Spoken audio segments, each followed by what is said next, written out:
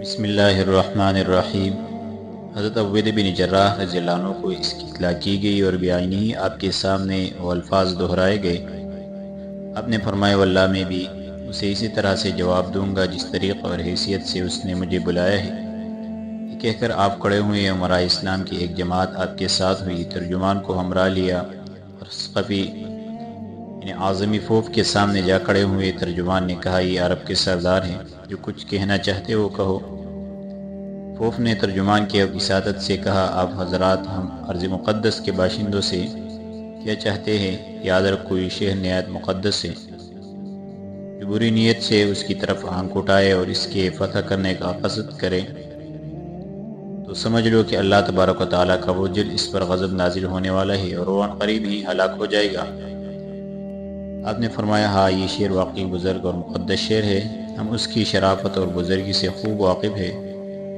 اسی شعر سے ہمارے آقا مولا محمد صلی اللہ علیہ وسلم اپنے پروردگار کے پاس آسمانوں میں تشریف لے گئے تھے اور اپنے رب العزت سے دو گوشہ کمان کے برابر بلکہ اس سے بھی زیادہ قریب ہو گئے تھے۔ یہی شعر انبیاء علیہ السلام کا معدن اور رسالہ حق کے بعد ان کا مسکن رہا ہے، ہمیں ان کا استحقاق تم سے زیادہ پہنچتا ہے۔ ہم اس پر اس وقت تک برابر محاصرہ رکھیں گے جب تک اللہ تبارک و تعالی ہمیں دوسرے شعروں کی طرح اس کا مالک نہ کر دیں۔ خوف نے کہا آخر تم چاہتے کیا ہو؟ آپ نے فرمایا تین باتوں میں سے کسی ایک بات کو قبول کرا دینا، جن میں سب سے پہلی بات یہ ہے کہ تم اس کلمہ توحید کے قائل ہو جاؤ اور کہو لا الہ الا اللہ محمد الرسول اللہ۔ اگر تم نے اسے قبول کر لیا تو تمہارا حال بالکل ہمارے حال کے یکساں اور مطابق ہو جائے گا، اور جو کچھ ہم پر فرض ہے وہی فرض تم پر عائد ہو جائے گا۔ اس نے کہا یہ کلمہ نہایت عظیم کلمہ ہے، ہم اس کے پہلے ہی سے قائل ہے، فرق صرف اتنا ہے کہ ہم تمہارے نبی محمد صلی اللہ علیہ وسلم کو رسول نہیں کہتے۔ آپ نے فرمایا خدا کے دشمن تو نے جھوٹ بولا، حالانکہ تو وحدانیت کا شمع برابر بھی قائل نہیں ہے۔ ہمیں اللہ تبارک و تعالی نے اپنی کتاب مبین میں یہ خبر دی ہے کہ تم یہ کہتے ہو کہ المسیح ابن اللہ، مسیح علیہ السلام خدا کے بیٹے ہیں۔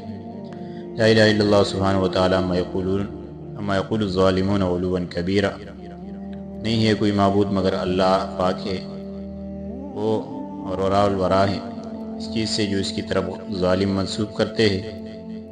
خوف نے کہا دوسری بات کیا ہے؟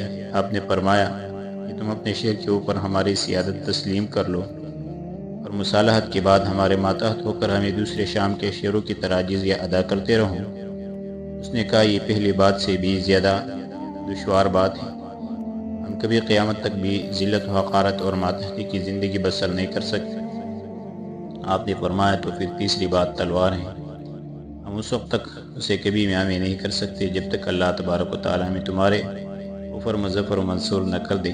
یاد رکھو فتح و ظفر کے بعد ہم تمہاری اولاد کو غلام اور عورتوں کو باندیا بنائیں گے، اور جو شخص کلمہ توحید کی مخالفت کر کے کلمہ کفر پر قائم رہے گا اسے تحقیق کر دیں گے۔ اس نے کہا جب تک ہمارے اندر ایک متنفس بھی زندہ رہے گا اس وقت تک ہم کبھی اس شعر کو تمہارے سپرد نہیں کر سکتے، اور کس طرح سے کر دے جبکہ ہمارے پاس جنگ کا تمام ذخیرہ آلات حرب سامان، یہ سارے بہترین اسلحہ اور سخت معرکے کی فوج موجود ہے جن لوگوں سے آج تک تمہاری مڑبیڑ ہوئی ہے اور انہوں نے تمہاری اطاعت میں داخل ہو کر جزیہ کا وعدہ کر لیا ہے۔ ہم ان جیسے نہیں ہیں، ان پر تو مسیح علیہ السلام کا غضب نازل ہوا ہے، اور ہم ایک ایسے شہر میں آباد ہیں کہ جس وقت مسیح علیہ السلام سے کوئی دعا کرتے ہیں تو فوراً اجابت تک پہنچتے اور مسیح اس کو ماں قبول کر لیتے ہیں۔ آپ نے فرمایا خدا کے دشمن واللہ تو نے جھوٹ کہا، والمسیح ابن مریم الا رسول قد خلت من قبلہ الرسل وامہ صدیقۃ کانا یأکلان الطعام۔ مسیح ابن مریم محض اللہ کے رسول ہے، ان سے پہلے بہت سے رسول گزر چکے ہیں، ان کی والدہ صدیقہ سچی والی، یہ دونوں ماں بیٹے کھانا کھایا کرتے تھے۔ خلقہ من تراب ثم قال له کن فیکون، انہیں اللہ تبارک و تعالی نے مٹی سے پیدا کیا تھا، پھر اسی مٹی کو کہا کہ ہو جا اور وہ ہو گئی۔ اس نے کہا میں مسیح علیہ السلام کی قسم کھا کر کہتا ہوں کہ اگر تم 20 برس بھی ہمارا محاصرہ کیے پڑے رہے تو کبھی بھی ہمارے اس شعر کو پتہ نہیں کر سکتے۔ اسے محض ایک ہی شخص جس کی تمام علامات اور صفات ہماری کتابوں میں لکھی ہوئی پتہ کر سکتا ہے، اور وہ علامات اور صفات میں تمہارے اندر نہیں دیکھتا۔ آپ نے فرمایا وہ کیا صفات ہیں جو اس شعر کے فاتح کے اندر ہوگی؟ اس اس نے کہا وہ صفات تو میں نے تم سے بیان نہیں کر سکتا، البتہ اتنا بیان کیے دیتا ہوں کہ ہم نے اپنی کتابوں میں جو کچھ دیکھا اور پڑھا ہے اس کا لب لباب یہ ہے۔ اس شعر کا پاتے محمد صلی اللہ علیہ وسلم کا ایک صحابی جس کا نام عمر اور لقب فاروق ہے، وہ مرد خدا نہایت سخت اور اللہ کے کاموں میں کسی ملامت کرنے والے کی ملامت سے بالکل نڈر اور بے باک ہوگا، اور اس شخص کی صفات میں تمہارے اندر ملاحظہ نہیں کر سکتے۔ کہتے کہ آپ ہی سن کر ہنس اور فرمایا رب کعبہ کی قسم ہم نے اس شعر کو پتہ کر لیا۔ اس کے بعد آپ اس خوب کی طرف متوجہ اور کہنے لگے کیا تو اس شخص کو دیکھ کر پہچان لے گا؟ اس نے کہا کیوں نہیں، جبکہ اس کی تمام صفات حتیٰ کہ اس کا حسب و نسب بلکہ اس کی عمر کے سال اور دن تک ہماری کتابوں میں لکھی ہوئی موجود ہے۔ آپ نے فرمایا واللہ وہی شخص ہمارا خلیفہ اور ہمارے نبی صلی اللہ علیہ وسلم کا صحابی۔ اس نے کہا اگر ایسا ہے تو پھر تمہیں ہمارے قول کی صداقت معلوم ہو گئی ہے، اس خونریزی کو موقوف کرو اور اپنے خلیفہ کے پاس خبر بھیج دو کہ وہ یہاں بنفس نفیس تشریف لے آئے۔ جس وقت ہم انہیں دیکھ لیں گے ان کی تمام صفات اور علامات پہچان لیں گے اور ان کے کلیہ سے یہ بات پائے تصدیق کو پہنچ جائے گی تو ہم خود بخود شہر کے دروازے کھول دیں گے اور بلا چھوٹ چراغ جزیہ دینے لگیں گے۔ آپ نے فرمایا بہت بہتر، میں ان کی خدمت میں عرض داشت بھیج کر انہیں یہی بلا لوں گا، مگر اتنے وہ یہاں تشریف لائے تم لڑائی چاہتے ہو یا اس کا التوا؟ اس نے کہا یا معاشر اللہ رب تم اپنے ظلم سے کس طرح باز نہیں آتے؟ ہم نے تم سے خون ریزی کے موقوف کرنے کے غرض سے صاف اور سچی بات کہہ دی، مگر تم پھر بھی لڑائی کے سوا کوئی اور بات نہیں کہتے۔ آپ نے فرمایا ہمیں اس دنیا کی زندگی سے لڑائی ہی زیادہ مرغوب اور محبوب ہے، اسی کی بدولت ہمیں خدا تعالیٰ جل مجید کی ذات سے بخش و عفو کی امید ہے۔ اس کے بعد آپ نے مسلمانوں کو لڑائی کی التوا کا حکم دے دیا اور واپس چلے آئے، وہ بھی اپنے مامن کی طرف پلٹ گیا۔ واقعی رحمۃ اللہ علیہ کہتے ہیں کہ حضرت عبید بن جراح رضی اللہ عنہ نے سردارانی لشکر افواج اسلامیہ اور مسلمانوں کو جمع کر کے خوب کی تمام باتوں سے مطلع کیا۔ مسلمان نے تکبیر و تحلیل کے فلک بوس نعرے بلند کیے اور کہا ایھا الامیر، آپ حضرت امیر المومنین کے بارگاہ معلیٰ میں ضرور یہ حال لکھے، ممکن ہے کہ حضور جلالۃ المآب حضرت امیر المومنین یہاں تشریف لے آئے اور باری تعالیٰ جل مجدہ اس شعر کو ہمارے لیے فتح کر دے۔ حضرت شرحبیل بن حسنہ رضی اللہ عنہ نے کہا بھی جناب صبر کریں اور ذرا توقف فرمائے، میرے میں سے یہ کہہ لو کہ حضرت خلیفۃ المسلمین تشریف لے آئے ہیں، اور پھر حضرت خالد بن ولید رضی اللہ عنہ ان کے روبرو پیش کرو، ممکن ہے کہ انہیں دیکھ کر دروازہ کھول لے اور ہم اس تکلیف سے بچ جائیں گے۔ اس بات پر رائے متفق ہو گئی۔ سیف الاسلام قائد اعظم حضرت خالد بن ولید رضی اللہ عنہ حضرت جلالت ملک امیر المومنین عمر فاروق رضی اللہ عنہ سے بہت زیادہ مشابہت رکھتے تھے۔ صبح ہوئی تو چونکہ حضرت عبید بن جراح رضی اللہ عنہ نے حضرت خالد بن ولید رضی اللہ عنہ سے کہہ دیا، اس لیے آپ کے ساتھ چند حضرات گھوڑوں پر سوار ہوئے اور دیوار کے قریب پہنچ گئے۔ ترجمان نے پھوک کو اس کی اطلاع کی کہ خلیفۃ المومنین تشریف لے آئے ہیں۔ مسلمان نے کہا جن صاحب کو تم طلب کرتے اور بلاتے تھے وہ آ گئے۔ وہ بھی سن کر شیر پناہ پر کھڑا ہوں اور ترجمان سے کہنے لگا کہ تو ان سے یہ کہہ دے کہ وہ ذرا آگے اور سامنے آ کر کھڑے ہوں تاکہ میں انہیں اچھی طرح دیکھ سکوں۔ خالد بن ولید رضی اللہ عنہ آگے بڑھے اور بالکل اس کے سامنے کھڑے ہو گئے۔ وہ آپ کو دیکھ کر کہنے لگا مسیح کی قسم کہ ان کے مشابہ ضرور ہے مگر وہ نہیں ہے، کہ ان کے بعض علامات ان کے اندر نہیں پائی جاتی۔ اس کے بعد آپ کو خطاب کر کے کہنے لگا تمہیں اپنے دین کی قسم تم کون ہو؟ آپ نے فرمایا میں ان کے بعض ساتھیوں میں سے ہوں۔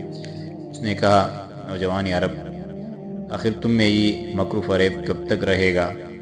مسیح کی قسم جب تک ہم اس شخص موصوف کو نہیں دیکھ لیں گے اس وقت تک کبھی تمہارے واسطے اس شہر کے دروازے نہیں کھولیں گے، اور نہ اب ہم میں سے کوئی شخص تمہارے ساتھ بات کرے گا، اور تم یہاں ہمارا محاصرہ کیے 20 برس تک پڑے رہو۔ اس کے بعد وہ واپس چلا گیا اور کوئی بات نہیں کی۔ اب مسلمان نے پھر حضرت عبید بن جراح نے سے عرض کیا کہ آپ حضرت امیر المومنین کی خدمت میں عریضہ لکھ کر ان کو تمام کیفیت سے مطلع کر دیں، ممکن ہے کہ حضور پرنور اپنے قدوم میں محنت لزوم سے اس قطع زمین کو عقائے نور بنا دے اور یہ جگہ آپ کے قدموں سے متشرف ہو جائے۔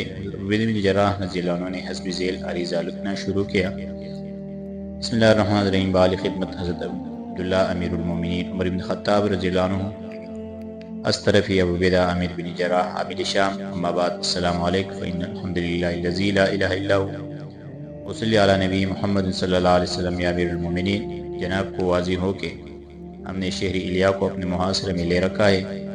اہلیانی شہر سے لڑتے ہوئے ہمیں 4 ماہ ہو گئے۔ روزانہ ان سے مقابلہ ہوتا ہے، وہ بھی برابر ہمارا مقابلہ کرتے رہتے۔ مسلمانوں کو برف، سردی اور بارش سے ایک مصیبت عظمیٰ کا اگرچہ سامنا ہے، مگر وہ اللہ غالب و بزرگ و برتر کی مہربانی پر امید کرتے ہوئے اس کی کچھ پرواہ نہیں کرتے، برابر اس پر صبر کر رہے ہیں۔ آج جس روز میں آج جناب کی خدمت میں یہ عریضہ لکھ رہا ہوں، ایک اسقف اعظم جس کی یہ لوگ نہایت عزت و تکریم کرتے ہیں، شہر پناہ کی دیوار پر چڑھ کر کہنے لگا کہ ہمیں اپنی کتابوں سے یہ معلوم ہوتا ہے کہ اس شعر کو سوائے نبی صلی اللہ علیہ وسلم کے ایک صحابی جس کا نام عمر ہوگا اور کوئی پتہ نہیں کر سکتا۔ وہ یہی کہتے ہیں کہ ہماری کتابوں میں ان کا حلیہ صفات اور علامات بھی مستور ہے۔ انہوں نے ہم سے خنریزی کے بند کر دینے اور آپ کے یہاں تشریف لانے کی خواہش درخواست کی ہے۔ اگر جناب بنفس نفیس قدم رنجا فرمائے تو اللہ پاک تبارک و تعالیٰ کی ذات گرامی سے امید واسق ہے کہ وہ آپ کے دست مبارک پر اس شعر کو فتح کرا دیں۔ السلام علیکم ورحمۃ اللہ وبرکاتہ۔ علی جمیع المسلمین۔ اسے لکھ کر آپ نے ملفوف کیا اور مہر لگا کے مسلمانوں کو خطاب کرتے ہوئے فرمایا، یا معاشر المسلمین، میرے اس خط کو لے کر حضرت امیر المومنین رضی اللہ عنہ کی خدمت اقدس میں کون شخص جائے گا، اس کا اجر اللہ جل جلالہ پر ہے۔ حضرت میسرہ بن مسروق عبسی رضی اللہ عنہ فوراً بولے، ایھا الامیر، اس بات کا قاصد میں ہوں۔ انشاءاللہ العزیز حضرت امیر المومنین عمر بن خطاب رضی اللہ عنہ کو ساتھ لے کر حاضر ہوں گا۔ آپ نے فرمایا، خدا تعالیٰ جل مجدہ تمہارے ارادوں میں برکت عنایت فرمائی، لو خط اور چلے جاؤ۔ حضرت میسرہ بن مسروق عبسی رضی اللہ عنہ اپنی کوما اونٹنی پر سوار ہوئے اور انتہائی کوشش کے ساتھ چلتے رہے، حتیٰ کہ وہ مدینۃ الرسول صلی اللہ علیہ وسلم میں ایک روز رات کے وقت داخل ہو گئے۔ اس کے بعد کیا ہوا انشاءاللہ آگے درس میں ذکر کریں۔